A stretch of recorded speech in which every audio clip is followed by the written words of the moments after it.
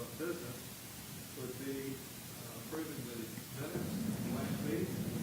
Can I get are there any changes that need to be made in the minutes? No, Mr. Fletcher. I'll move to adopt the minutes as All right, can I get a second? Second? Thank you. All right, I got to keep my audio off over here.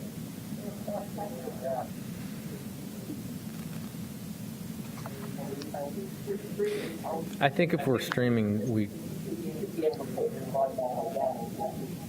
Right, that's what I'm trying to do. I think the microphone probably. Yeah, in the app I can't. Might not be on that at all.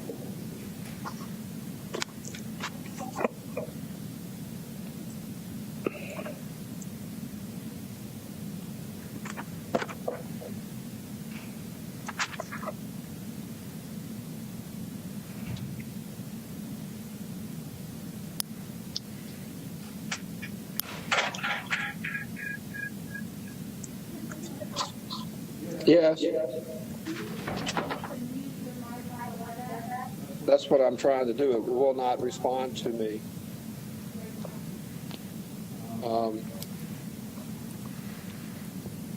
Here, I could just, maybe that gives me.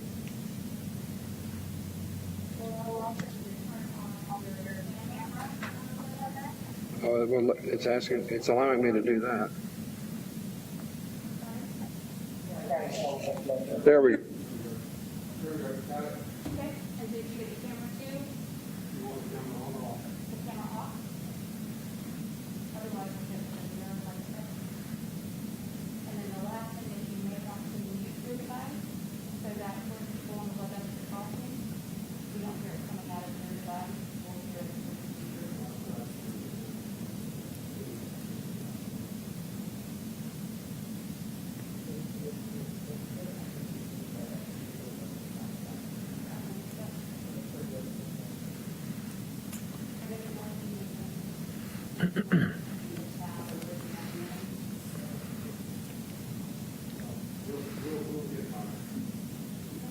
I need to use this now. Yes, sir, that is how you will talk and we'll be able to hear you. Okay, thank you very much. Thank you. Well, hello, Roxy. I believe we've got a motion and a second on the floor to approve the minutes. All in favor, please say aye. aye. Opposed? Aye. Thank you. Okay. The next item on the agenda, first of all, we have a special guest with us today. Mr. Roof, would you introduce our VIP guest? Certainly. We have a very special guest with me today, Miss Sydney Roof, excuse me. Sydney Roof is a fifth grader at Holly Ridge Elementary School and part of the virtual campus for the first semester. So today is their asynchronous day. So we've been blending a bit of office work, homeschool work, and this afternoon was a great opportunity to come and see the operation side, have a learning opportunity there, and also some mixed with some necessity as well. So welcome, Sydney Roof. Welcome, Sydney. We're glad to have you here. Thank you for bringing your dad. So, Roxy, welcome. Okay, Brian, go forward, please. Great. Thank you. Well, it's great to be back together again. Last time we met was in October, a month ago, and we have some presentations and updates we'd like to share with the Facility Committee today. We're going to start with an update to the existing school renovation and replacement prioritization rubric. We'll have several staff members joining us in this presentation. I'd like to hand the ball off virtually to Mrs. Elizabeth Sharp to bring up our presentation. Perfect, thank you. If you'll go to the next slide, and Wade Martin will also be joining us in this presentation as part of the Student Choice and Assignment, Planning and Assignment group as well. Let's go ahead and go to our next slide. So the purpose and the goal of today's presentation is to introduce the new prioritization rubric to the group, discuss the structure of the rubric, to share the categories and content. That's where we'll spend most of our time today, is in the category and content. And then we're looking to collect questions, feedback, and then we'll talk about next steps for the rubric and its application and implementation for this year's CIP. Next slide, please. Quickly introducing the rubric, I do want to make mention that this rubric was produced by the capital improvement team. This was not a singular effort in any way, shape, or form. It was quite collaborative. So the team members include Alex Dalton, Jack McAleer, Marcella Rory, Nate Slavic, Betty Parker, Glenn Carozza, Wade Martin, Trish Posey, Jonathan Ennis, Mark Rowe with the county, or county partners, Elizabeth Sharp, Tony Champion, and Drew Cook. The area of focus that we spent our time with this new rubric was to develop the rubric consisting of impactful categories. What were some of those elements that we thought were really important in the rubric that carried some impactful elements when we consider how to prioritize renovations and replacements? We wanted to transition as much as possible in this new rubric to an objective and measurable data. We'll talk about some of those transitions as we move through the slide. We wanted to provide opportunity for input on the intangibles. You'll hear what that looks like as we share some of that with area superintendents. And then we wanted to ensure there was equity that was meaningfully integrated into the rubric. How do you measure equity? Where do you apply it? How does that help inform decisions? Next slide, please. Brian, may I just interject? So, for example, prior decisions about whether to renovate East Wake Middle or West Millbrook Middle or to build something new caused concern in the East Wake and the West Millbrook communities that their projects were delayed based on a choice to make new construction. This isn't really looking at new construction, but it's looking at the balance and how might we have a more objective way of determining which project needs to go first given the available funding. And so that's what this group has been tasked to do. And yeah, I haven't seen it yet. I know this has been scrubbed by Kathy and her leadership team, and very looking forward to see it. Thank you, Brian. Certainly. Well, thank you. We'll go back to the presentation. So there are 4 distinct categories of this new rubric. Those categories include long-range planning. There's a category now, educational adequacy. Those are 2 new categories. They replaced old categories that we found just weren't applying to the rubric in the right sense. So those 2 categories, and you'll hear the content of each one, those are 2 new categories. Campus building condition and health and safety were original categories that have remained here, and we'll talk about their content as well. You see there the parties who are spearheading some or most of the content within each category. So school choice planning and assignment obviously has ownership of the long-range planning category. Facility planning and academics as a team has ownership of the educational adequacy piece.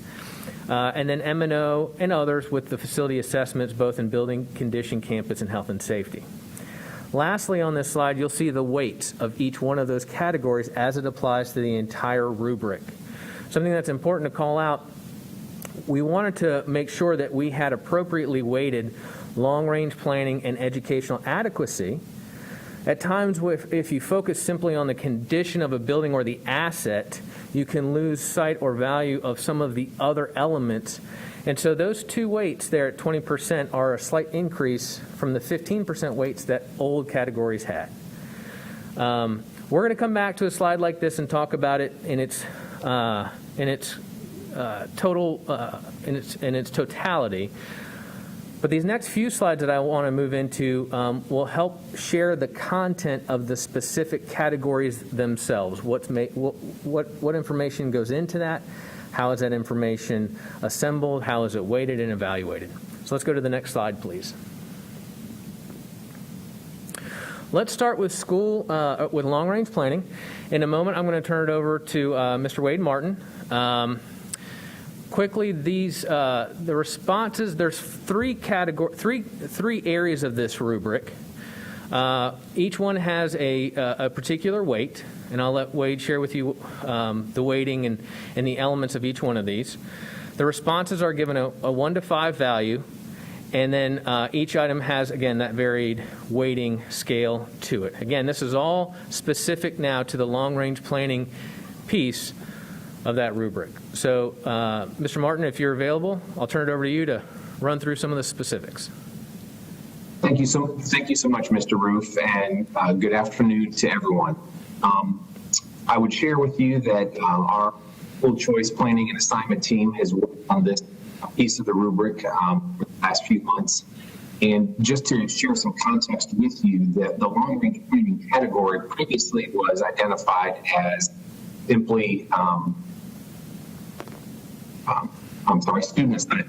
And really, it was left to Mr. Carosa and his shop to take a look at the schools that were classified in the scale. He was asked to essentially rank them on to 20 or however list. With this updated rubric, we tried to incorporate data points that we very closely monitor in the Office of Student Assignment around examining impact of parent choice and its impact on local school crowding, especially with regard to magnet or year-round African schools, and the impact that they have on schools within that general community and area. The third factor really examines the percentage of base students attending their base school, and that really begins to incorporate a number of factors. We look again at parent choice, not only within Wake County schools in relation to did they look at transfer to another Wake County school, have they applied for year-round schools, but also begins to examine the impact of parent choice. They examine options outside of Wake. We certainly want to, that's a huge market share factor that we continue to examine and work closely around those factors. But like that third would really begin to capture important data point. And lastly, you'll see that we began to examine the use of the Economic Health Index. Through the work that our group has been doing in conjunction with board members in RTI, we've been really looking at using data points, our third-party data points used by some of our counties. We've been examining importance of health index. It really begins to paint a clearer picture of the school community from a family and economic health standpoint. One of the things, again, that's worth noting is by incorporating this data, it does give us the ability to, when all things are equal, really begin to look at impacts of high concentrations of poverty in a community and impact on that particular community. And it begins to really examine potentially groups that have, where we have a high percentage of students that have typically been marginalized across the district. So from an equity standpoint, our group partnered and examined some data points in conjunction with Dr. Trice and the Office of Equity Affairs, and really began to look at how we could incorporate this to begin integrating that equity lens into our prioritization rubric from a long-range standpoint. That really summarizes kind of how those three factors, and as you can see, they're equally weighted. These are all data points that Mr. Carosa and his team have and evaluate on an annual basis and throughout the year.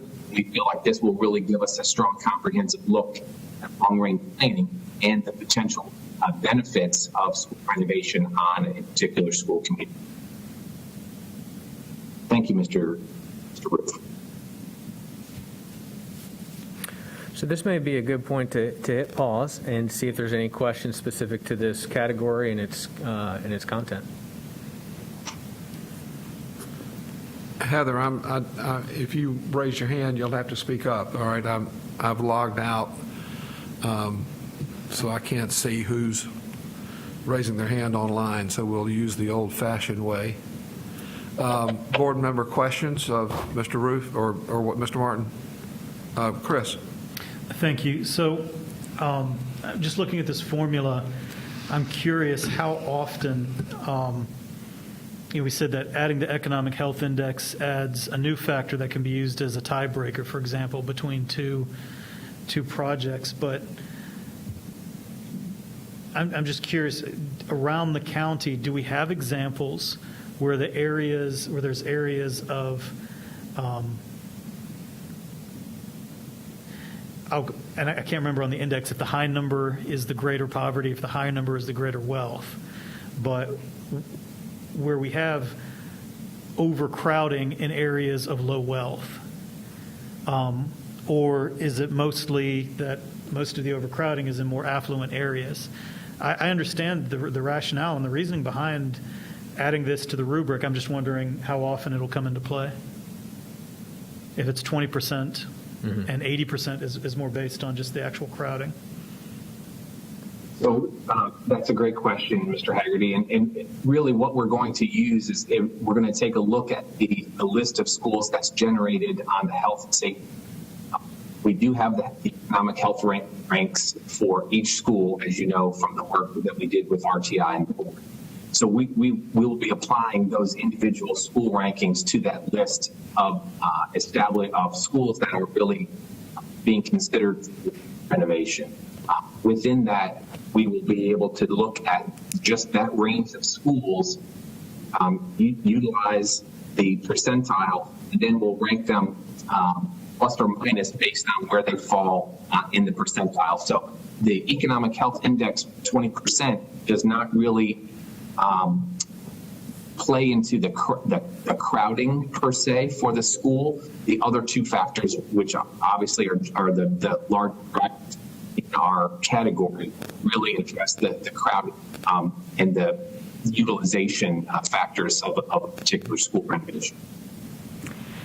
And just to clarify, Brian and Wade, we are talking about long-range planning being 20% of the overall rubric. Correct. And the economic health index being 20% within the 20% of the long-range planning rubric, so that it is a factor, but there are the other factors that we would expect around the age of a school, condition of a school, do actually weigh more. That's correct. That is 100% correct, Superintendent. Any follow-up, Chris? Roxy? So, Mr. Haggerty, thank you for saying that, because I think something's clear, a little bit clear here, and I may be off base, but for me, the school renovation decreased because of crowding, and allowing additional magnet year-round applications, I think, are two different things, because if crowding is given as much weight in the same rubric as do we want to increase our magnets and our year-round applications in a school because of the health of the community or additional capacity in a school rather than building a new school, for me that would have a greater weight in a community that has limited dollars and wants a diverse, healthy community. Wade, any response? Ms. Cash, could you clarify? So if I heard you correctly, you're concerned that we've pulled together the local school crowding percent and the magnet year-round application components. And really, the reason I would share with you, and certainly I believe Glenn is available and could add additional light to this, but what we were trying to do is create a mechanism that could measure schools that were or were not magnets. So certainly a number of schools could be magnet or year-round schools, but we also wanted to make sure that the factors addressed all schools, and that's where we really looked at the local school crowding percent, as well as, especially if it is a magnet, then we would also look at the impact on that magnet program in the schools within that local area. Yeah, I think, so I'm sure my question is confusing, and I don't know whether. Well, could we look at talk about a theoretical option? Yeah. So we've got an under-enrolled school, and we're considering it renovation in order to support an expanded magnet program. Is that a potential scenario, Wade? Well, ultimately, the list of schools are being generated on the facility side of the house. We're simply using our data points that we use to evaluate schools. And so if it's a magnet school, certainly if that school is underutilized, we would already have a process in terms of what are we doing to fix that issue from a marketing or an application standpoint. What we're trying to do is using that list of schools generated on the maintenance side, give some additional measurable data points to see if the schools are equally as old and have very similar criteria of big factor. This would help parse out and maybe get a little bit more in detail about what would be the benefits to the whole district from a long-range planning standpoint from a student assignment lens. So let me add a sort of a thought around that as well. So first, to be clear, the list of schools that would be considered moving forward for any type of renovation comes from Brian Roof's department. That list of schools is then put into these 4 areas for review. So they're not even, it's not like all schools would be reviewed, just the ones that are coming from facilities to narrow down and prioritize. If a school is currently a magnet school, we may need to consider the extent to which it is oversubscribed or undersubscribed. If it's a school that's going to become a magnet school, we need to consider the extent to which it can support the program that we're putting in there or not, because that is a factor that we do look at. And does renovation play into that at all? I think the attempt in that particular bullet was to ensure that whether you were a year-round school or a magnet school or a regular neighborhood community school, that there was access and entree into how to be evaluated in the rubric for a potential renovation. So that because a magnet school technically has a much smaller base percentage, at the school in terms of what the crowding might look like. But we reserve a certain number of magnet seats. So how do you ensure that the magnet seats as well as the base seats are considered when you're looking towards, is the school crowded or not? I think it's just making sure that all the different types of schools that we have a way to be represented in the rubric. Let me just ask, you clarified that really well. Let me just ask this. So if you had, let's say we had oversubscribed magnet school and oversubscribed year-round school that were helping the health of our community either by capacity or by diversity, I would prioritize them over an oversubscribed school that was not meeting either of those needs. I just don't see how that rubric helps that. But that's just my point. This is a feedback session. Mm-hmm. Yeah. So right. let's put that on the parking lot and see if we can understand more of the other elements of the model and then see how it all fits together. Yeah, I just wanted to send. Sure. Absolutely. Chris? So sadly, sometimes clarifying remarks serve the opposite effect. So Superintendent Moore's comments created some questions for me. I thought I saw the difference originally between point 2 and point 3. But now, after hearing some of that examples and clarification, I'm reading, does the school renovation likely increase the base attending base percentage? And I'm just wondering, how do we determine, base attending, the reasons, the motivations for base attending base? Because in some cases, if a school is capped, for example, there will be base students who overflow out and don't attend base. But what if you have students that are in the base not attending the base by choice, that are moving out because of either a calendar option or a magnet option? it may not necessarily impact too as much the crowding in the school, but you could still have areas where, for whatever reason, a school is not attracting base students. And I'm just wondering what goes into how you evaluate number 3 on the rubric. Hey, this is Jim, and sorry I have to be remote. Brian and I talked about this earlier in the week. Point 3 in particular, just to add to Mr. Haggerty's point, I think there are some schools where we want to encourage base to attend base, and there are other places where we probably want to discourage base attending base. It partly just depends on the area of that school. So that, I think 3 is the hardest, is the most nebulous, because sometimes we're going to want it to go one way, and sometimes we're going to want it to go the other way.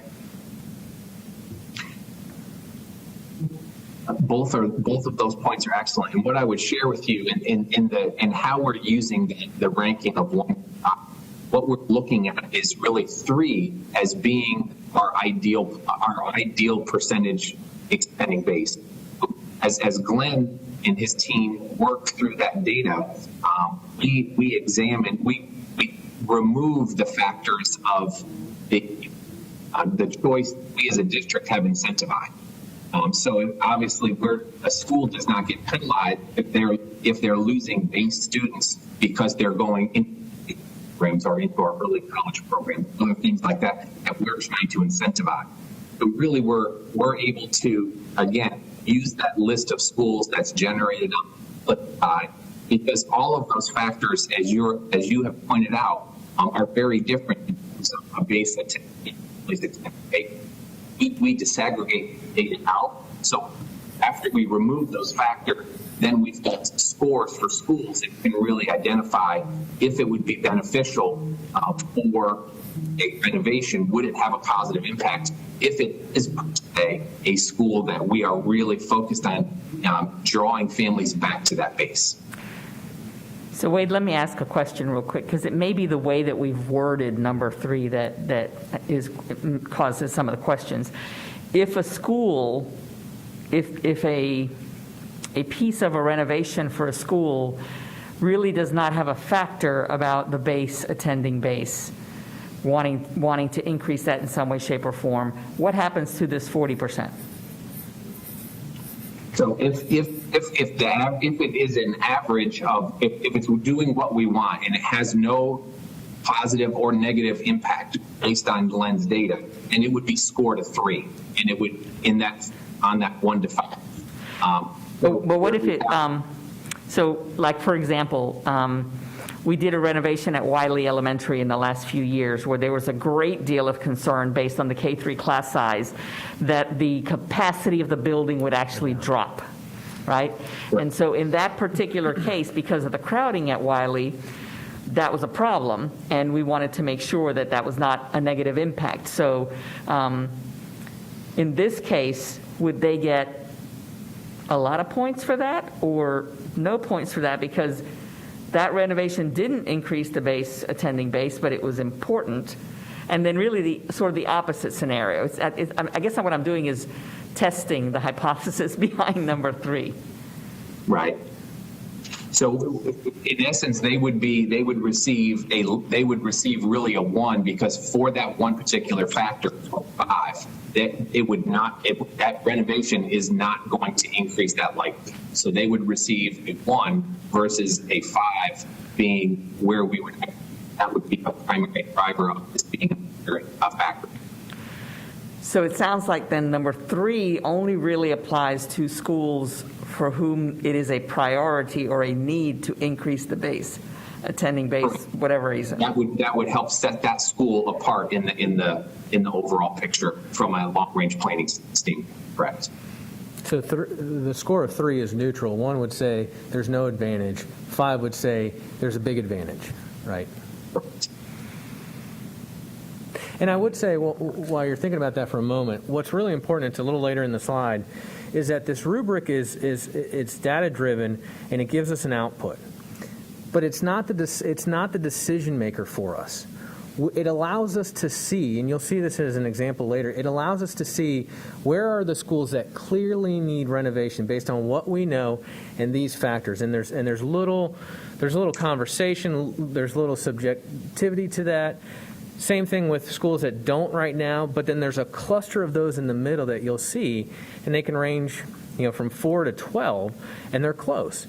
And there's got to be some conversations around these kind of elements in addition to just what the rubric offers us, so that the rubric itself is not making the outcome decision, but it's informing some of those elements that allow us to get to a deeper conversation about it. I think that helps, Brian. Heather, any comments? At this point? Not at this point. It looks like I will a little bit later on. Okay, great. Okay, so we will go back to our presentation. You've heard Mr. Martin and the team talk a little bit about the long-range planning. We're going to go to our next slide and talk about educational adequacy. Again, it's a 20% category. Now, this category is different, and that's important to recall as we move through this. Each category is analyzing different information in different ways. The educational adequacy was a new category built out of last year's CIP discussions, and it really contemplates the application of adequacy throughout the schools, and it does so. Our planning team and Miss Marcella Rory began this particular element, and it has evolved and moved forward, and is now with our Elizabeth Sharp, and you'll hear from her in a moment. But the way this category was assembled was basically looking at questions: yes, no. Does a school have a particular component? Is it up to standards, the degree of standards we would look for? And so this category, and I just mentioned that because it is different than what you just saw in long-range planning. It's a category of 12 questions, yes-no basis. If the answer to any one of these questions is yes, it's assumed that the educational adequacy of that school, that campus, is on par with standards today. If the answer to any individual question is no, it's assumed to be that the educational adequacy is not on par with current standards. Depending on how many no's you get through those 12 questions will give you a score, 1 to 5. If a few of these are no and it's just 1 to 3, then you're on the lighter end. You're fairly adequate in terms of educational standards. As you move up with additional no's to these questions, then your ranking goes higher. The outcome is higher. So with that, I'll stop talking, turn it over to the experts, and ask Elizabeth Sharp to run through each one of these questions and just explain how what our team thought about as they were contemplating educational adequacy. Yes, thank you, Brian. So you'll see that we have quite a few questions that we asked as we're looking to see if an individual school has the educational adequacy. So if you look at our number 1 question, that refers to our administrative spaces in the building. So the question, does the school have required program spaces for administrative and support, student support services related to their current capacity? Many of our buildings, because our capacity, we have some crowded schools, they don't have the adequate administrative spaces. So that question takes that into account.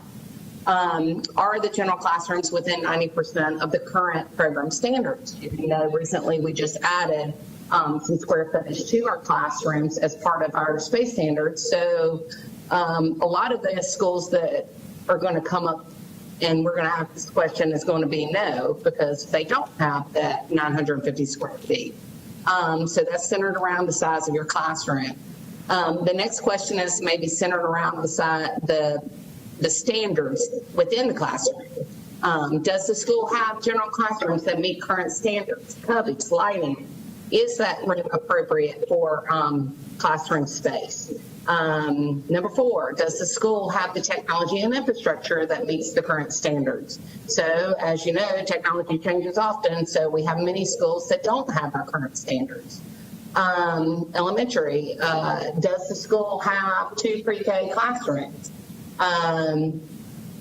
Currently, does the school have at least 1 pre-K? Does the pre-K classroom meet the current standard? So this question was centered around us adding an additional pre-K classroom to our space standards. So many of our schools don't have but 1 pre-K classroom, and also pre-K is looking at licensing many of their current classrooms, and so we have to look at, does the current pre-K classroom meet the licensing requirements? So that one's centered around that.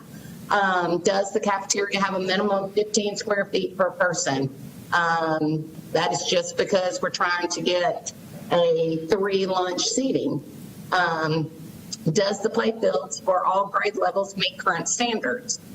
Does the school have collaborative spaces that are appropriate places for ease of classroom use and supervision? So, we've just started adding collaborative spaces to our design. So many of our schools are not going to have those. Middle and high school, are the assigned CTE and science classrooms set up to meet current WCPSS standards, OSHA state mandated requirements? Those classrooms do have some OSHA requirements that we have to meet. Self-contained, do we have regional programs? Do our regional programs classrooms meet our current standard? If the school has been converted to year-round, does it have adequate space storage? Does the school have more trailers than our standards? So as you can see, we ask quite a few questions to determine the educational adequacy of an individual building as we go through the ranking our rubric. Thank you, Elizabeth. As the team begins to look at that collection of schools that are nearing the higher end of the priority for renovations, the needs,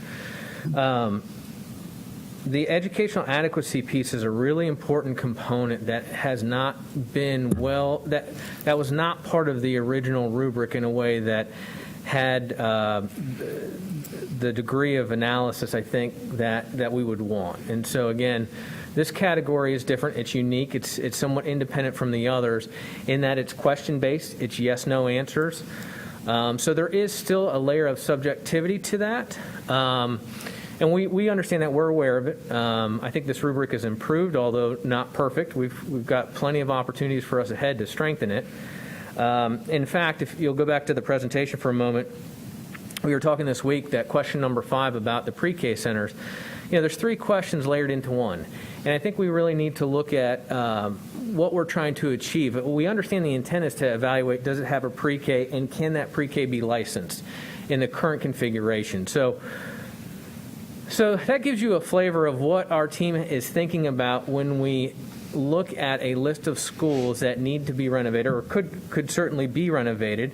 How do you analyze their educational adequacy compared to our standards and what we deliver today? So with that, I'll hit pause, and we're happy to answer any questions.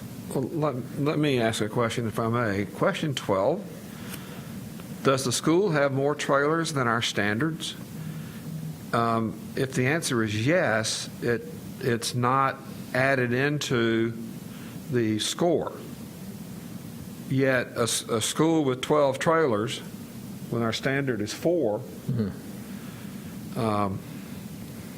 would seem to have greater challenges and likely has answered some of the others' questions yes as well. Does the school have required program space? No, it would answer no for program spaces for administration. It may not have enough space in the cafeteria. Right. I mean, so that one seems to be, the answer doesn't seem to support the logic in the rubric, and maybe I'm just not reading it properly. Can we pull the presentation back up on the screen? I'm sorry, so I can refer back to that question. Yeah. Does the school have more trailers than our standards? So I think you're right that there's going to be a similarity where you're going to see if there's a large amount of trailers on that site, you're going to see a lot of no answers as well to a lot of these spaces. There's commonality in that. I'm not sure I completely grasp your question, Mr. Fletcher. Well, I'm sorry. this is going to be answered yes on schools that are 30 years old, and will be in the list based on facility conditions as today. Correct. They'd be on the facility conditions list, but I'm not sure how this seems to yes. not be asked in the right way. And I agree. I think that question, I'm sorry, now I understand. I think that question needs to be asked differently such that a no elevates its importance, its higher level. So I agree. Right. So reword, I think if the issue is look at that question and reword it such that if the trailers exceed what our standards are, it adds to the number of no's, strength, hiring the score. I agree with you. Okay. Absolutely. We'll make that adjustment. And then again, we've got we've got review of the objective assessment that follows this, which I think we have to remember that there's always the thinking that has to follow an objective assessment. So let me go to my virtual folks. Jim or Heather, questions? No, good catch on that, Bill, because you don't want a yes for a no question. Right. But otherwise, yeah. And also to your point, right, this tool gives you a starting point for conversation, and I think we'll see that the most when we get to the end. I have the luxury of having already gone through this, but I think we'll see that most when we get to the end and says, okay, how does all this data go together? Mm-hmm. It becomes the basis for our talking points.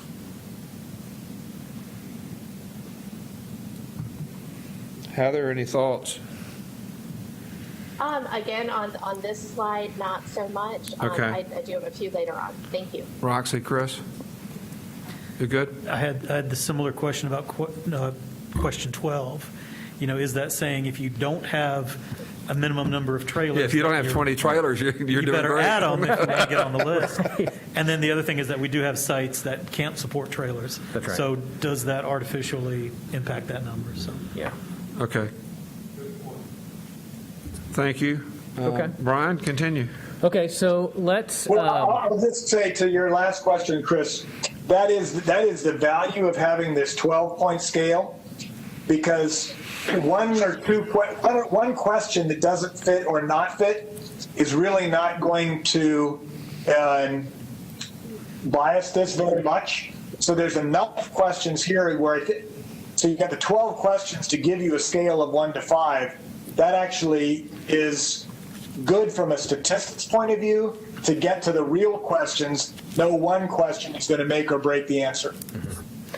And you'll see throughout this, thank you, Dr. Martin, our team has really spent a lot of time both in the content as well as the statistics and how does the math work. All right, let's go up to our presentation again, and we will go to our next slide. I'll work to summarize to the best of my ability. I won't probably do it justice, but campus building condition, facility assessments. This is a category that has been in our rubric and needs to remain in the rubric. The campus building condition utilizes the facility condition index, and it's an analysis, and it's an industry standard application to basically look at the age of a building. Assess the assets of the building, the individual components of a building, evaluate the manufacturer's recommended replacement schedule, then combining that with a visual inspection, then an analysis on the work that needs to be done compared to the replacement cost. That value then gives you your facility condition index. So I think I just tried to summarize all those points maybe too briefly. Our FCI looks at the campus and it compares the replacement cost for any need, it compares the replacement cost for needs. The FCI value is divided by then the replacement cost, and this gives you your numerical value.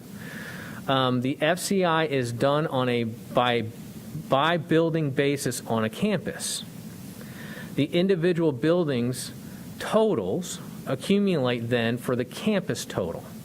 So if a building has 4 buildings, each building gets an FCI score, and the total of those campuses then the totals of those scores roll up and give us a campus total for that particular school.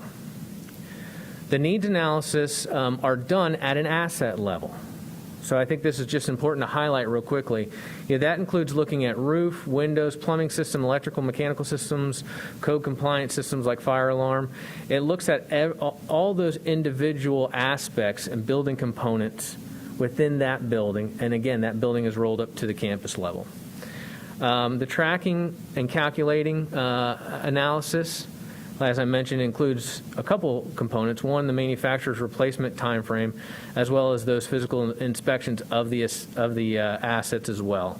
And those right now, those inspections are done on roughly 1/7, or are reviewed to a degree of 1/7 for the total permanent square footage each year, and that's done by our facility assessment group in the maintenance and operations department. Now, like I said, I may not have done that quite the full justice it deserves. It is an industry standard approach for evaluating buildings and needs. And at this point, it's unchanged for this current rubric. We felt that was an important element and probably one of the key drivers. If Nate Slavics Online or Tony Champion or anyone else who wants to add any additional input, I would invite you to. Otherwise, I'm happy to try to answer any questions you have for this category.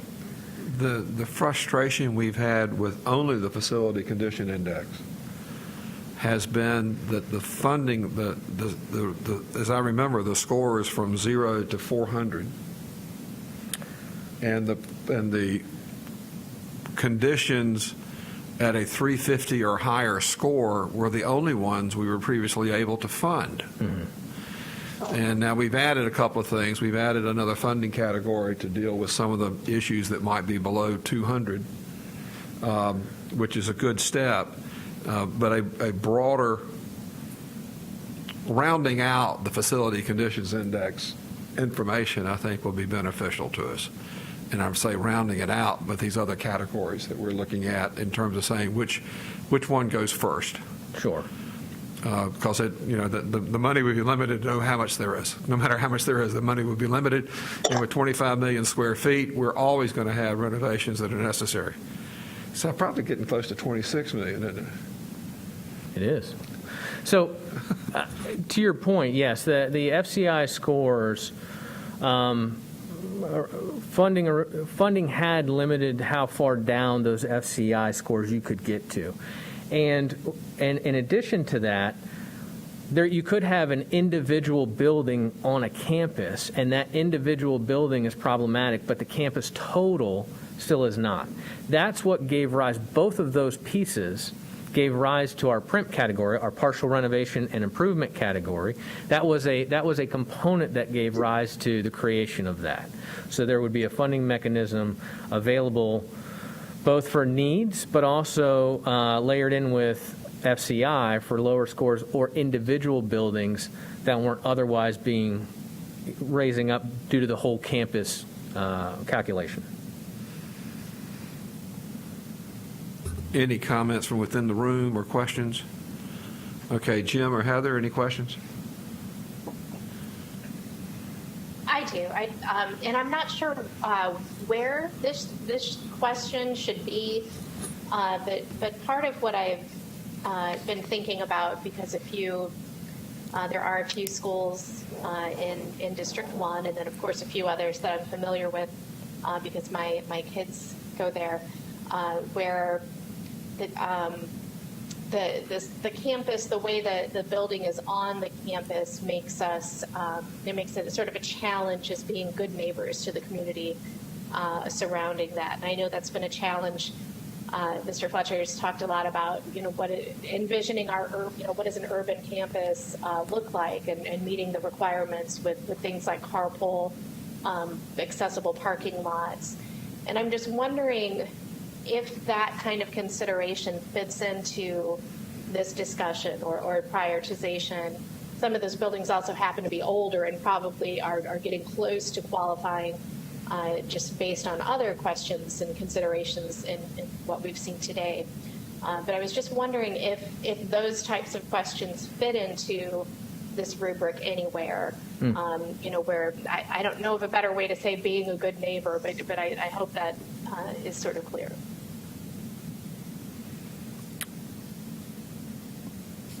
Thank you, Mrs. Scott. I'm writing down your comment there.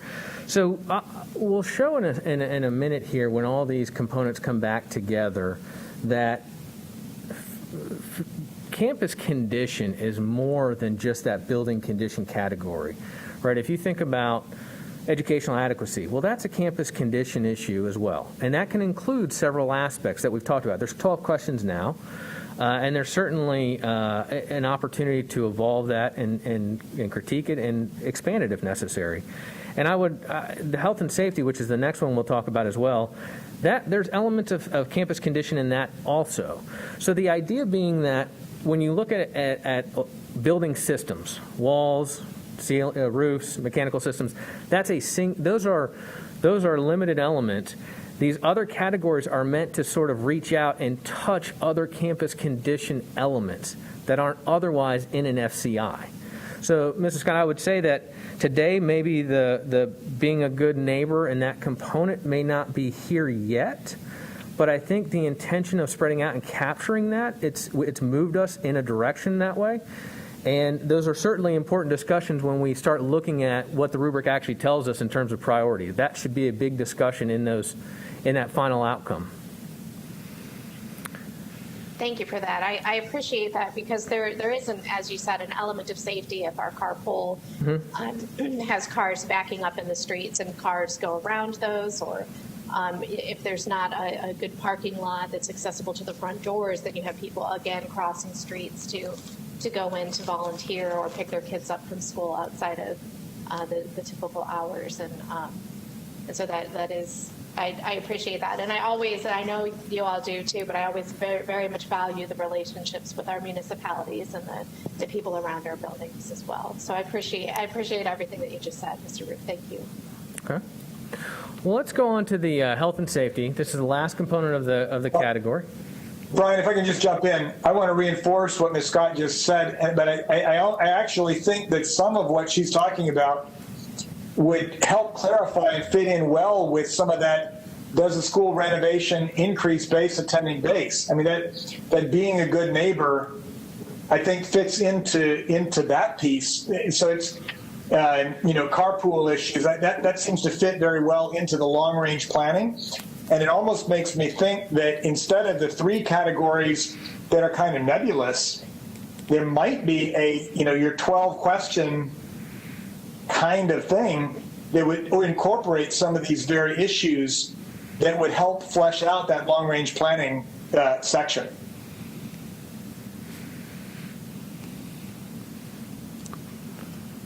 Okay. Dr. Martin and Ms. Scott, I appreciate that feedback. I'm capturing those notes, and let me take that back to our CIP team to have the larger group weigh in on some of those points that you've made. Are we ready to move to the next category? Yeah. Okay, Brian. Okay. So lastly, we have health and safety. Health and safety has not. Health and safety stays true to the original, or to the rubric that was currently in place. It evaluates a few categories here: asbestos, ADA and accessibility, indoor air quality, lead, paint, and building safety systems. Each one of these has its own individual weight. Indoor air quality carrying the largest weight, and I think in today's climate, I think that's a very important factor for us to consider with indoor air quality. But that's not to overlook items like asbestos that's scored based on the cost of the remediation, ADA, which is again evaluated on the cost of improvement to meet the ADA standards.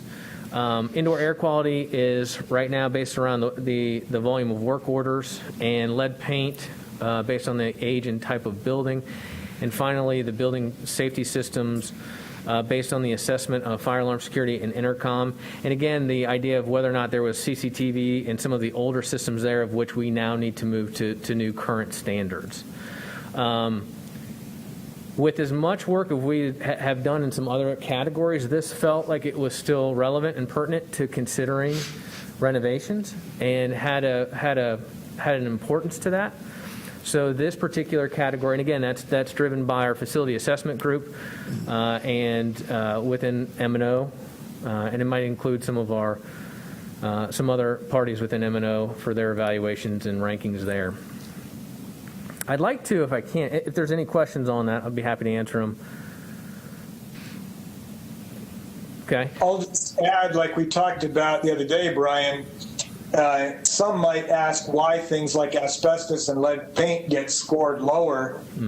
And here's where the chemist in me will come out, that the big issue with things like lead paint and asbestos is, or a big issue, is when they become dust and get in the air. And so your indoor air quality actually has a remediation effect for the lead and asbestos. So I, again, from a chemistry perspective, support this heavy weighting toward indoor air quality because it actually takes a lot of the other things into account.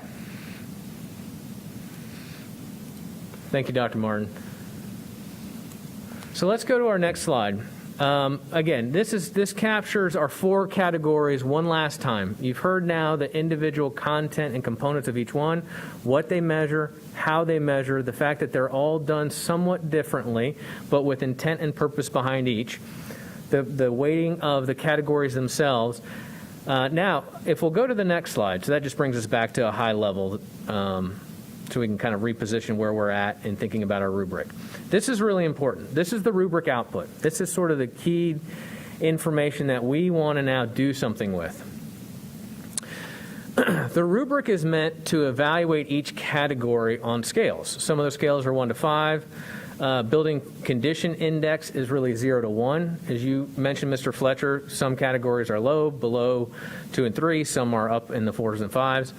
And health and safety will also be repositioned to a scale of 1 to 10 as well. The weights are across the top in that graph there on the left-hand side. What's important is at the end of this, what we're trying to do is let the math and the data work for us. In the past, we have taken this information and we've really transitioned it over to a ranking. Here's a list of 1 through 17.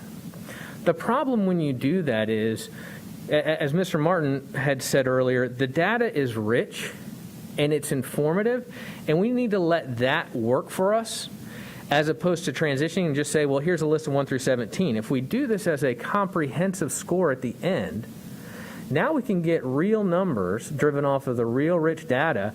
And what's important is when you start to plot this, and Mr. Martin was tremendous help in helping us visualize this, if you begin to plot this, you can see now where your schools are positioned from a purely data score component. And what's really great to see in this, the graph on the right, what it demonstrates is you've got 4 or 5 schools that are pretty high up in the list of needs and scores. And so those are your schools that there's not a lot of questions, concerns, or really a lot of discussion necessary of the importance of renovating those. Then down towards the left, you've got a good helping of schools that really haven't met a threshold yet for us to consider renovations. But here in the center, that gray circle, you've got a clusters of schools that are pretty close. Let's call that 5 through 12. If we just produced a list that said, well, here's rankings 1 through 17, you may say, well, 5 is much different than 12. But in reality, it may not be far off. And now we can begin to have conversations here like we just talked about. What does this do for us? Let's look at how this impacts the community. School H. There's a component of that has a relationship to the community that just otherwise is not picked up in the rubric. We should know about that and have that element of discussion. School S, that's slightly higher than H. Perhaps there's a component there related to back to the question that you had, Mrs. Cash, about under-enrolled or over-enrolled, and we can start to talk about some of those distinguishing differences that don't otherwise show up in the rubric, but that couple a lot of schools very closely together. So this is a different output than the rubric has been in the past. I think this provides a better source of information for us to now bring forward and have conversations with area superintendents, with Wake County leadership, and talk about some of these closely positioned schools and where do we want to prioritize them. Are there any questions? I'll hit pause here. Are there any questions right now about how the rubric comes together in its totality and what we do with that information, or how we look at that information? Roxy? So, my biggest question, because first of all, I appreciate this rubric. You know, I've really waited. This is great. Thank you for the work done in this. It's a lot.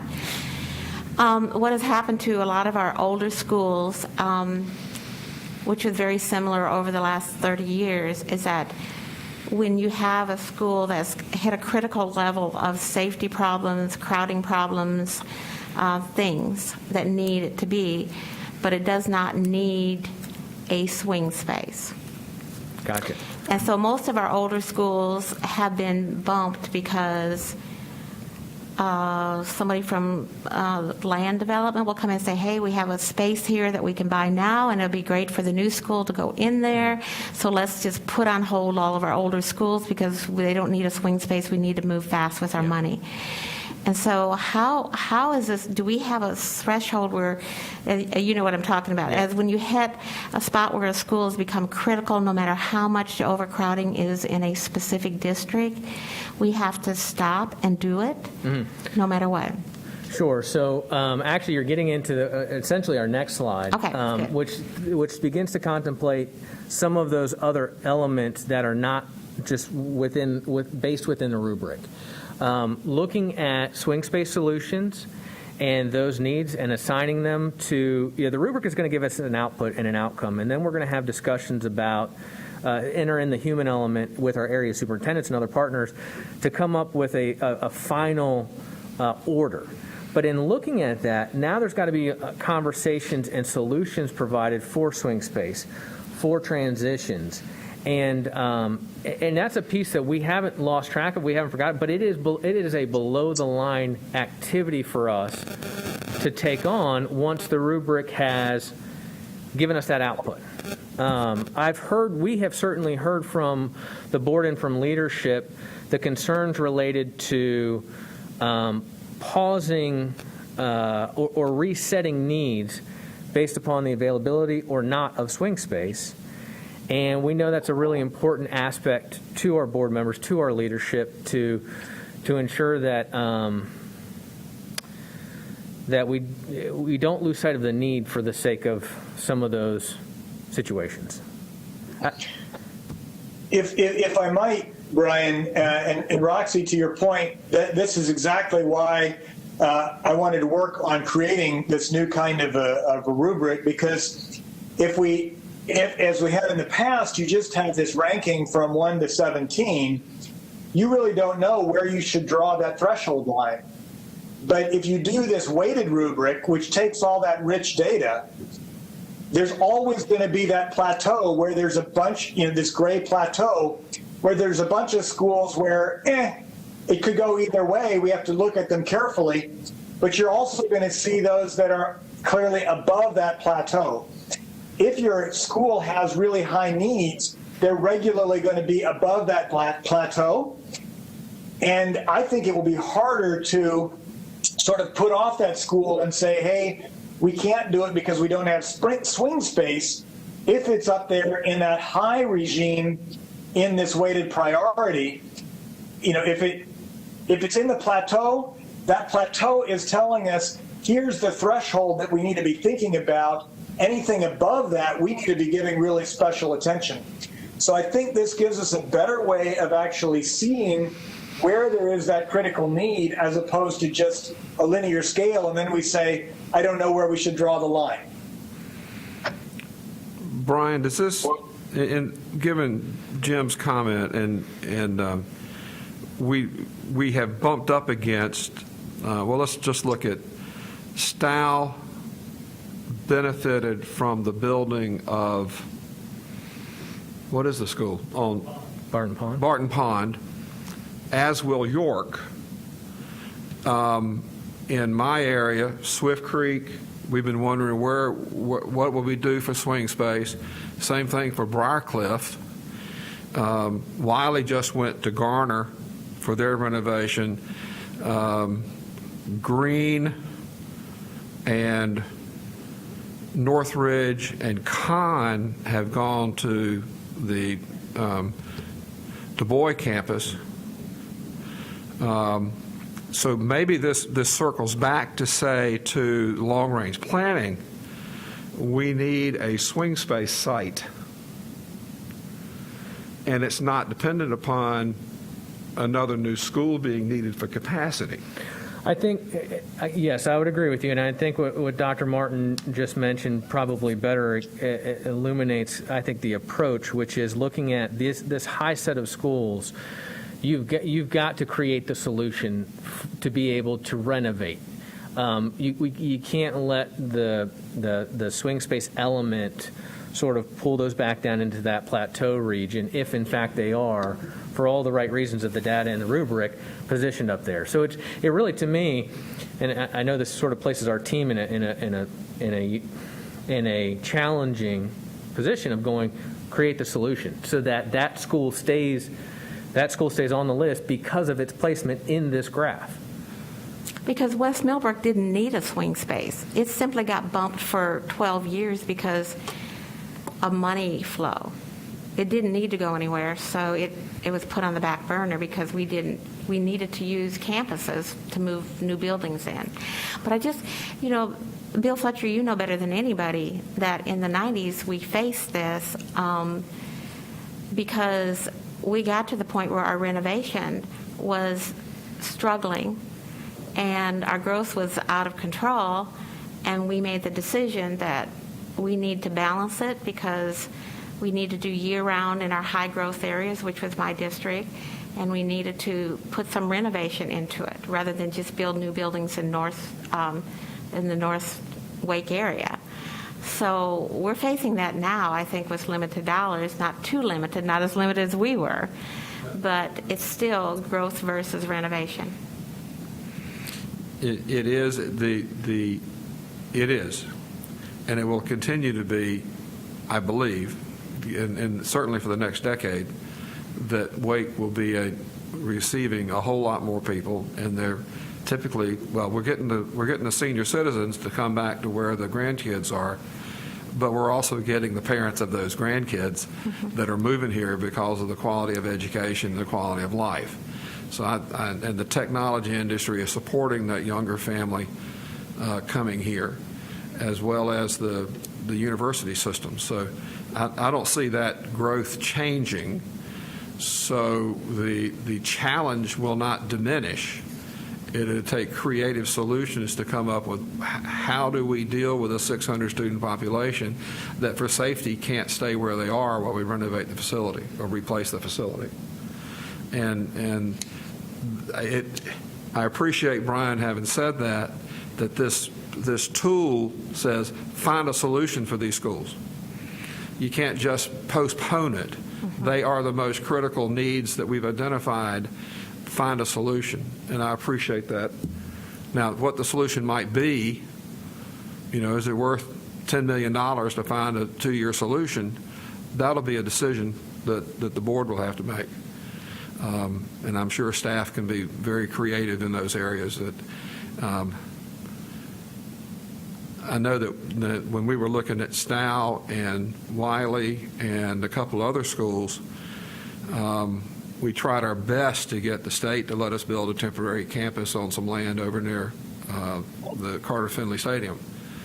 And they were not interested in us doing that because we knew we had so many future renovations. I think that's a factor in our long-range planning that we can't forget about, and perhaps it becomes more of an objective than a problem solution. I mean, it becomes an objective so that we solve the problem before it becomes infected and has to be dealt with. Okay. Heather, Jim, anything else? I was going to say, this last discussion raises the very critical issue of how do we balance the new school versus the renovation. Everything we've talked about today and this new rubric really prioritizes renovation within itself. But it doesn't ask the question that Roxy raised and then others have talked about of, how do we deal with that build a new school versus renovate a school balance? Although I think that this rubric may help in identifying these are the schools that are really outliers, we need to pay attention to them. And I think that will probably be able to increase the weighting in the discussion of the renovation versus new. Well, in our current capital plan, Jim, we're a little heavier on the renovation with capital investment than we are on the new construction. Yeah, no, we absolutely are right now. I guess what I'm suggesting is we don't have a formula or rubric that helps us decide when we do new, when we do renovate. We're doing renovations right now because we fortunately have had a little bit of reprieve in the growth numbers, so we haven't needed as much new. If we get back to a high growth time, that's not going to take away our renovation need. And so that's where I think, thinking toward the future, we need to understand the balance between new construction versus renovation. Okay, thank you.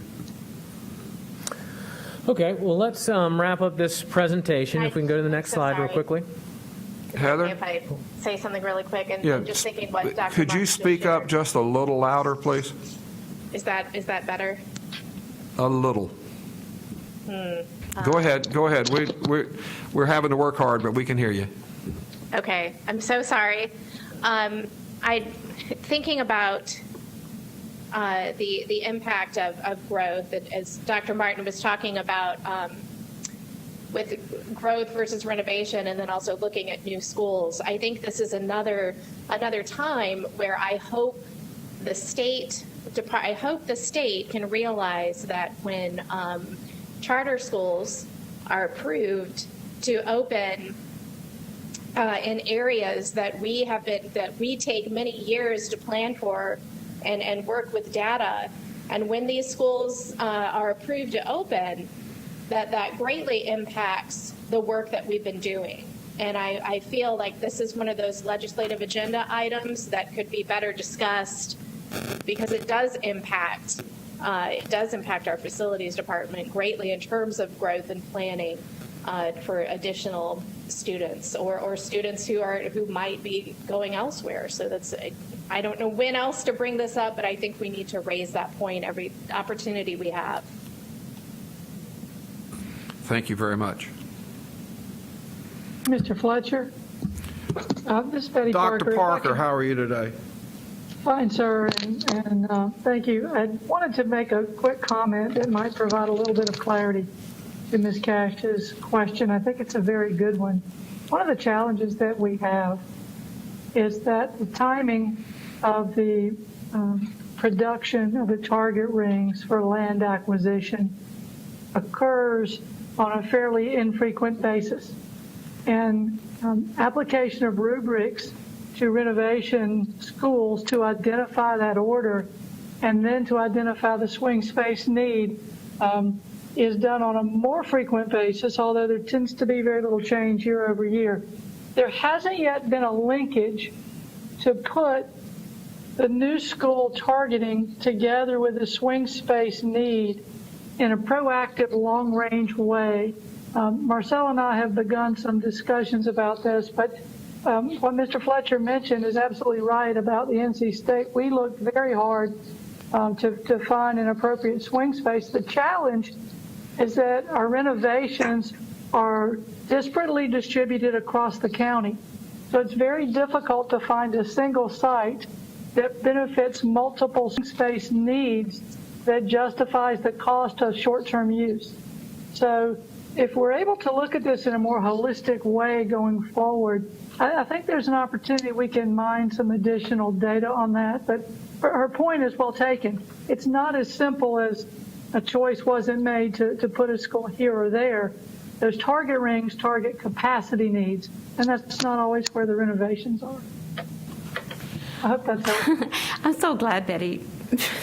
Betty, you crack me up. But the fact, every time you walk in, every time you walk into a meeting with a piece of land, I go, whoops, there goes a renovation into a new school. So I have to laugh at you, but yeah, you know me well. I got you, Ms. Cash. But, Thank you. Thank you very much. Thank you, Dr. Parker. So concluding this presentation, again, the rubric gives us information to work from. It's not the deciding factor. We take that information, as we've discussed now here for a few minutes, we need to analyze the swing space. So we need to create a swing space analysis based on that rubric outcome and solutions for those that we say are needed and are priorities. The rubric draft, that output is shared. It will be shared with area superintendents to collect additional input, and then a final summary or recommendation with all of that content will be brought forward to Wake leadership for their input questions, so that we can drive a complete a final product in relation to which renovations and/or replacements need to be in our capital improvement plan on an annual basis. Last slide, I believe. So just quickly, when we think about where does this rubric go and what does it influence in our capital plan, I just wanted to share real quickly with the facility committee members. Right now we can look at, this is the current plan as approved for 2020 in April. And you'll see there are several schools already committed to for renovations down through Balcom. And they're committed to both in program, both in design dollars, and where we anticipate this rubric starting to have some effect on the 7-year plan would be in those outer years, those later years where you're seeing elementary renos and a renovation to be determined, whether that's middle, high, or elementary school. And those design phases start out in 2024. So that's where we anticipate the renovation to have an impact and to drive some outcomes. I present this in a way of saying, there's not an immediate impact to a new renovation or a new rubric, applying to the 7-year plan. It's looking at those that are post the commitment and a little further out in our CIP. I believe that's it for this presentation. Any final questions, Jim or Heather? Oh, I have a wrap-up slide there, but we'll skip it. Okay. No, I'm good. Well, I would like to express my appreciation to our CIP team. This has been a pretty big lift, a lot of new categories, a lot of effort and energy went into this. I appreciate the opportunity to bring it to our leadership group today, share that. We've got plenty of notes to go back and look at. And then we intend to, again, have that rubric set and apply to this year's capital improvement plan. With that, let's transition to our CIP update. Mr. Sharp, if you'll help pull that up on the WebEx for me. Brian, your daughter is paying great attention to what is going on. I'm really impressed when I watch her in the camera. She's good job. We're looking forward to sharing the 2021 CIP introduction and update with you. This presentation will go much quicker than the last. This is just to share with you the process, the procedure, and the schedule. And unfortunately, I lost the presentation on the screens up above. There we go. The purpose of today's, let's go back one slide. The purpose of today's presentation we'll share with you the team and the makeup for our capital improvement plan, the process and the schedule, and then I want to, probably the most important here is to share with you the deliverables and expectations for this year's update. Okay, next slide, please. Quickly, we'll run through the CIP core team. I've indicated various colors here so you can see the amount of engagement that we get from several parties within the district. Myself, Elizabeth Sharp, and Jack McAleer from facilities. Wade Martin, Marcella Rory, Betty Parker, and Glenn Carroza from School Choice Planning and Assignment. We have finance involved with Alex Stalton and Trish Posey. Academics with Jonathan Ennis and Drew Cook, and the maintenance and operations, Nate Slavic and Tony Champion. Finally, Mark Rowe from the county is also part of our CIP core team. In addition to the core team, there's groups that we reach out to, and we call them our consultant partners. Includes technology, child nutrition, transportation, security, athletics, media center, CTE, and of course our core team, where we're constantly giving them updates and engagement as we move forward through this year's update. And I know I went through that quickly, but I want to keep to our time today. Go ahead, next slide, please. Our CIP schedule. So similar to what we shared last year, this is a big activity that occurs through the fourth quarter of 2020 into the first quarter of 2021. We break up our assignments into some key categories. Those categories include student enrollment, long-range planning, looking at growth, looking at crowding, looking at magnets and applications, and all of that movement from the district from seats and capacity and students. We look at our program assumptions. What are the foundational elements that our CIP is based on? Next, program standards and guidelines. Those are our learning environment guidelines, our design guidelines, mechanical systems, spaces, and then, of course, space standards. How many square foot per student in the cafeteria per seating? Next, we look at the school prioritization. That's the rubric that we were just working on. Finally, our cost model. This will be really important for us this year, especially with COVID and some uniqueness in the market where we're seeing volatility in the construction industry. So the cost model will be very important to dial in this year. And then finally, the CIP updates. Those are some of those elements like snap print, technology, mobile. So you'll look at those in a second. Finally, the CIP approval process. That is the final executive summary that we bring to you. It includes new schools, renovations, each component looked at in a fiscal year basis for the board to take action on. We understand that there is likely to be a joint board meeting in March, so we are working to have the draft of the CIP fairly well developed by that point. It's not to say that the 2021 CIP will be done, but we will have a strong understanding of what it's likely to look like by the joint board meeting in March. Deliverables. We're here today in November, the yellow icon there to introduce it, talk about the schedule and deliverables. In December, we're going to begin looking at, actually now through December, looking at the parking lot items. I'll tell you what those are in a moment. In January, our intent is to review and seek feedback on those parking lot items to begin to share the program assumptions and any potential edits or updates. Same thing with standards and guidelines. This year we're looking to take some independent guidelines and documents and converge them into one comprehensive manual. So we'll share what that looks like in that January timeframe. February is going to be an important period for us. That's when we're going to start to look for sharing the updates related to the feedback we've gotten so we can get approvals for our guidelines, for our program assumptions, for our cost model, for the parking lot items. Between February and March, that's a really important month for us in the capital improvement plan team. Finally, March moving into April is when we'll look for a resolution for the 7-year update. Next slide, please. All right, we talked about this briefly, the key activity areas. So student enrollment looks at evaluating the growth and the crowding. Probably a lot more than that. That's oversimplifying what that group does. Program assumptions are guiding fundamentals, which we engage many district stakeholders. We have some parking lot items related to that I'll share with you in a moment. Same thing with standard and guidelines. Similar to the assumptions, we evaluate school-type standards.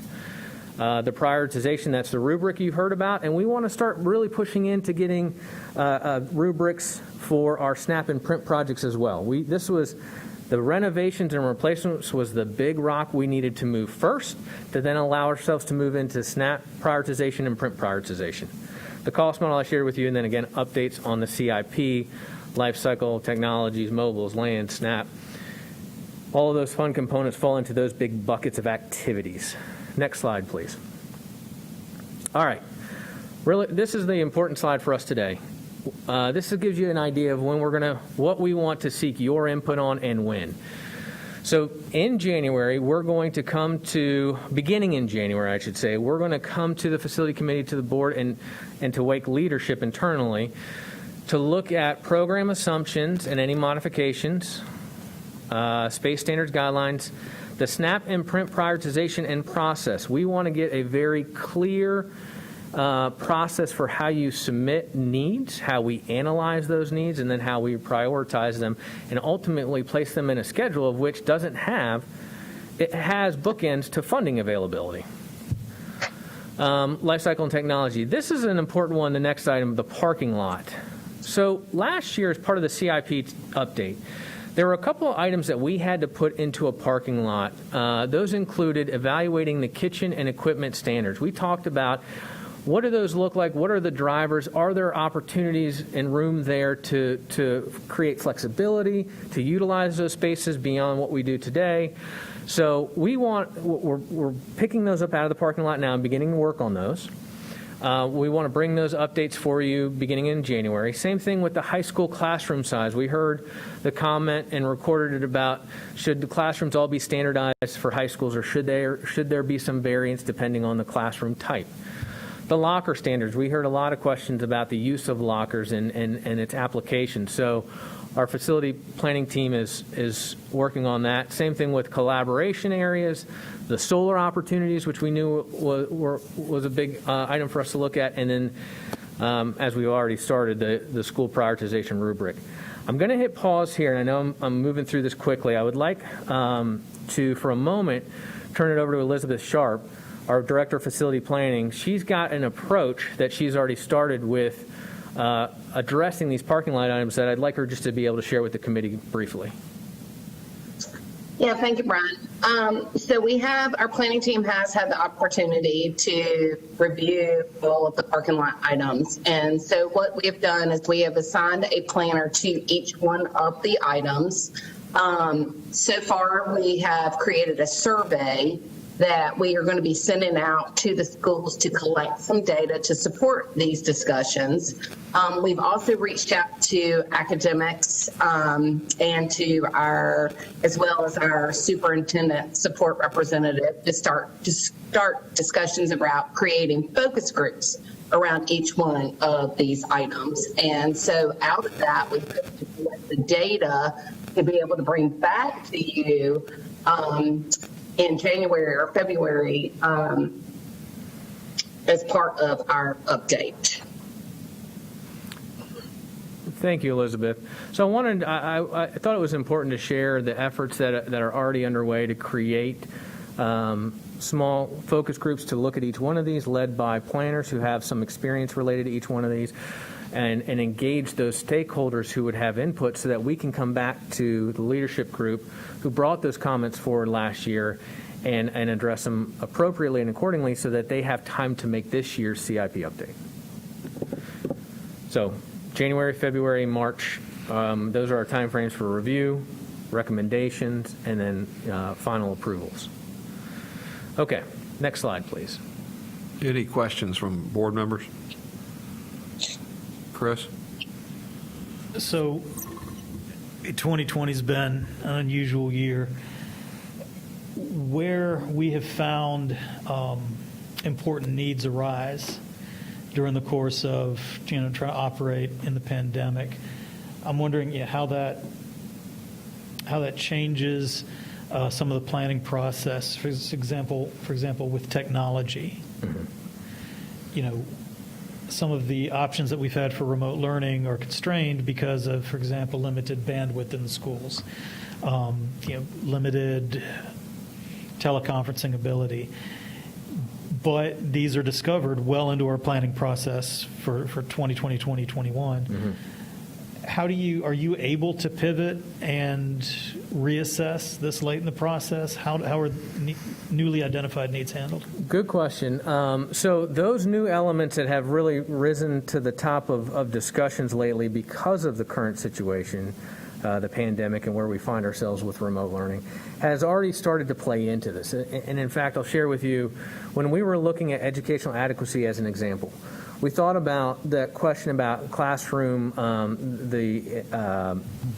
the classrooms set up to current standards?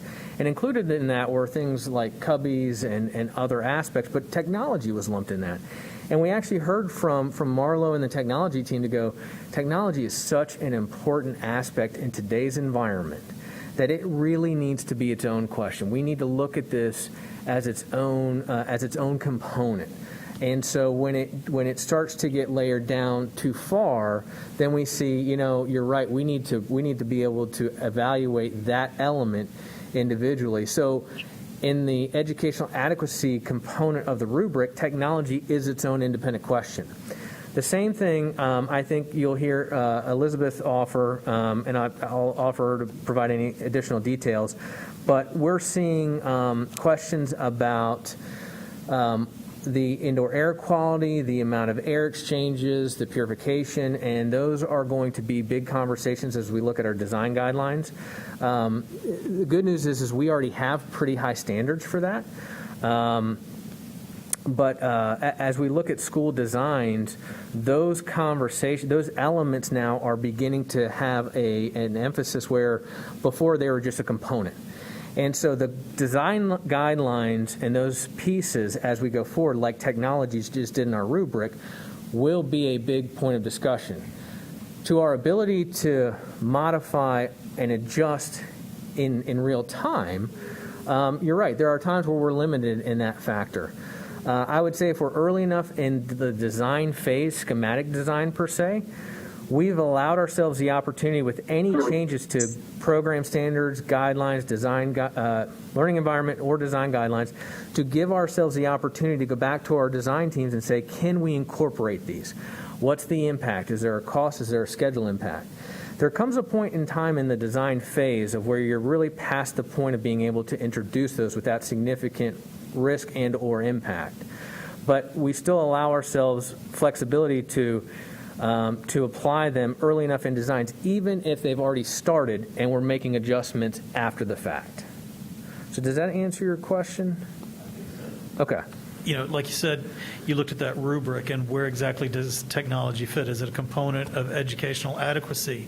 Is it a system, comparable to HVAC or your plumbing system? I mean, it's a utility system, but, it's a lot easier to install than some of those bigger structural improvements as well. So I just didn't know, it's its own creature, right? It's not like the bricks and mortar of the schoolhouse. It is, yeah. But it serves a very important role. And so I just didn't know how that fit in. So I appreciate your answer. And I would say, and maybe I'm giving too much, answering too far into the weeds in this, but even this year with the capital improvement plan, we looked at certain aspects of technology in the plan and said, can those funds be applied to service agreements? For instance, if we have to expand wireless network service, those costs to do that, can we utilize the CIP funds in technology to apply to those? So we've been doing some of that in real time. Those were questions we worked with Marlo and the county on to create capacity there that wasn't anticipated, but certainly came to be with this. So it's happening in the moment, and we're addressing it there, but we're also creating ourselves opportunity in the updates that we're doing this year, and then where we can, allowing ourselves to even be retroactive to a degree. A couple of the parking lot items, like the kitchen and equipment standards, had to do with some sustainability concepts that have not been brought forward in policy or practice. Some schools, such as an extra sink in the eating space, are convenient for students to be able to separate trash from wet food or trash from liquids. And some schools have created such a thing just with a 5-gallon bucket under a laundry sink that's freestanding in the cafeteria. The other thing was what to do with food that isn't eaten, and is it possible to freeze the food for use in some food distribution programs? We haven't advanced those discussions at all. So what must the board do to inform staff as to whether those are things that we want to support in a new CIP? Bill, if I might, I was going to ask the same question. Where does our sustainability plan fit into that? There are bits and pieces there with the kitchen and equipment, with the solar, but we've also got like our safe routes to schools. Do we ever use gray water? There's just a lot of things, composting. There's a lot of things that could fit into a sustainability plan. I know we had talked some about trying to create a sustainability plan. Does that need to be a kind of an independent parking lot item, and maybe beyond just the CIP current update, but it needs to get sort of, into the guts of the process so that we make progress? Jim, I think the sustainability plan itself was moved into a budget question to have a paid position to be the leadership and to make that work. And it didn't survive the budget process. So a lot of the thinking about how do we make it work across department lines was going to take a specially identified individual or group that had the authority and persuasive abilities to get different portions of our organization to cooperate and integrate into a sustainable program. And that, given everything else that's happened this last year, with all the focus on how do we keep 160,000 young people engaged in their education, that did not happen. I think it should happen unless someone comes up with a different process that would support integration across all of our departments. So the leadership for that effort at the moment is not apparent. So that's a very good question and something the next board's going to have to deal with. Mm-hmm. I would offer that our facilities team and the industry as a whole has opportunities, and we've taken many of them actually in a kind of an independent fashion, but has opportunities to incorporate sustainable-based design and building practices. And so that's what the facility group is looking to engage as the district contemplates the larger sustainable program or direction through policy, what have you, is so that our CIP group, as we contemplate our guidelines and our design features and our constructability, we're prepared to integrate some of those elements in design in buildings. So we want to be ready. But to your point, I think it's the sustainability as a larger component is certainly bigger than just the individual nature of facility design and construction. Thank you, Bill, for reminding of us.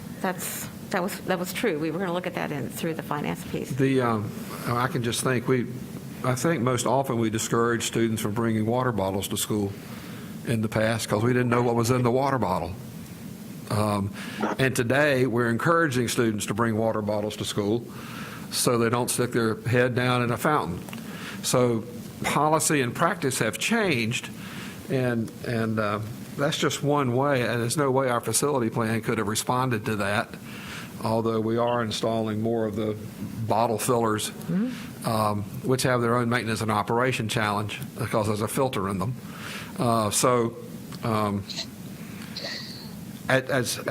How might we, as board members, add to your parking lot list before we discuss it?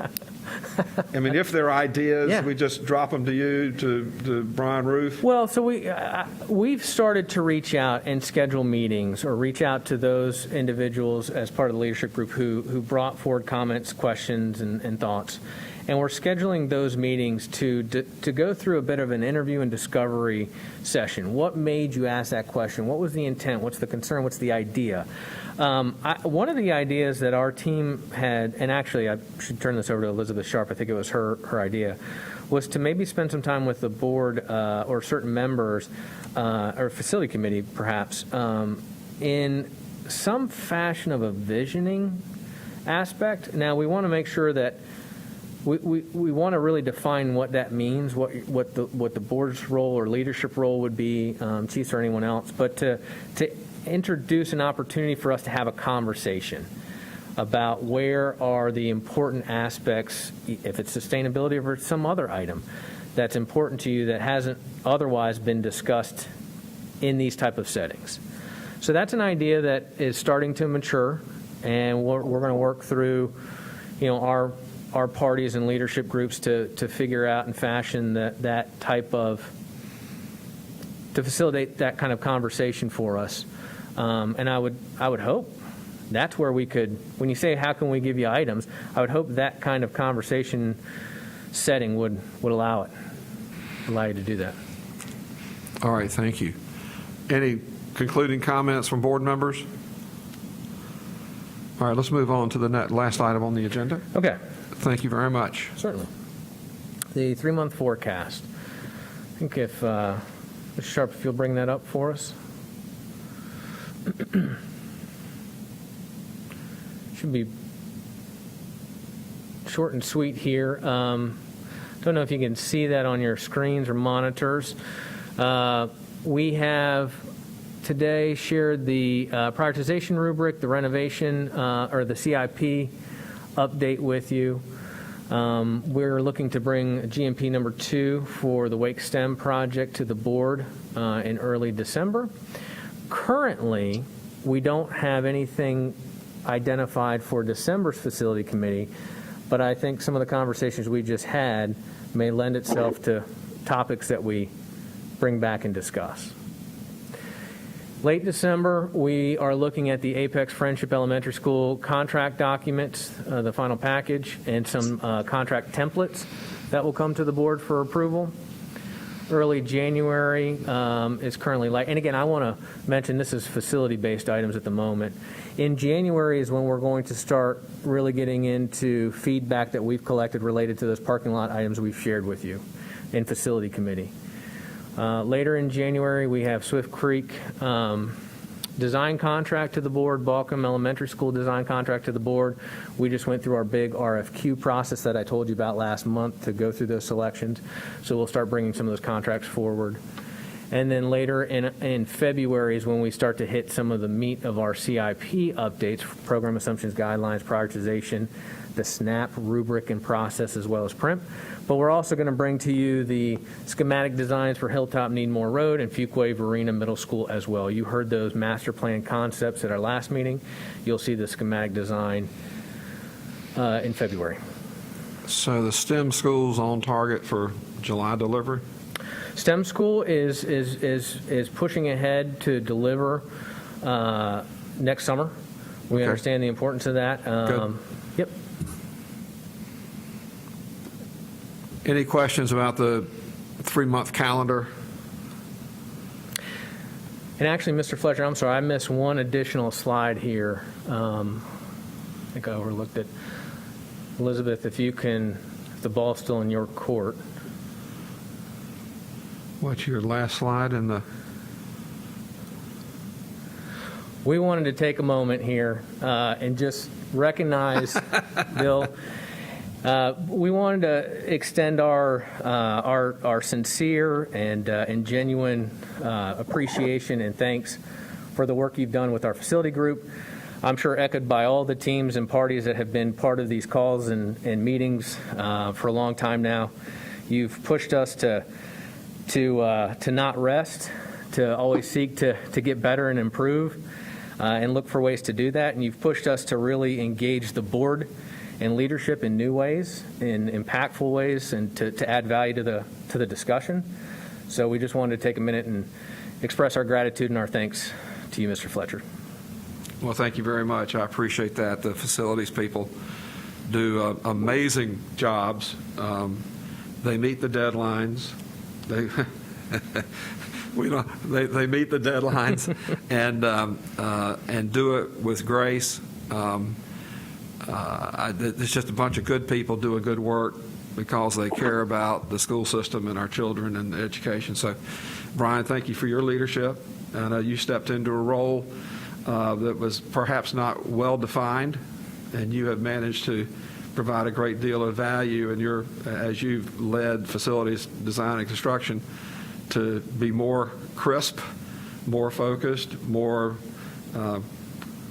aligned with actually what's on the paper in terms of the project specs and whatnot, and appreciate that leadership. Thank you.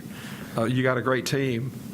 We do. And thank you very much. But thank you for your comments and for your sharing the staff's comments today. Certainly, and I'm proud to represent the handful, the dozens and dozens of staff that are in facilities and in other departments, and just expressing our gratitude and appreciation for leading this committee and leading our groups for the last Thank you. few It's years. been my pleasure.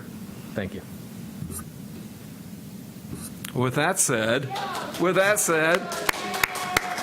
Sydney, thanks for being here and bringing your dad. Meeting's adjourned.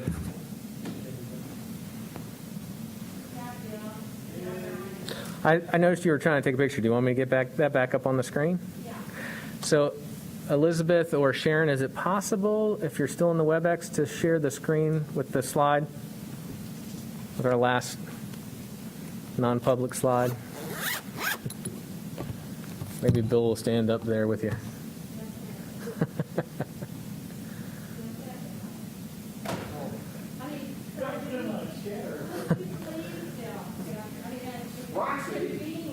Look, if you imagine being in a pharmacy without pushing forward,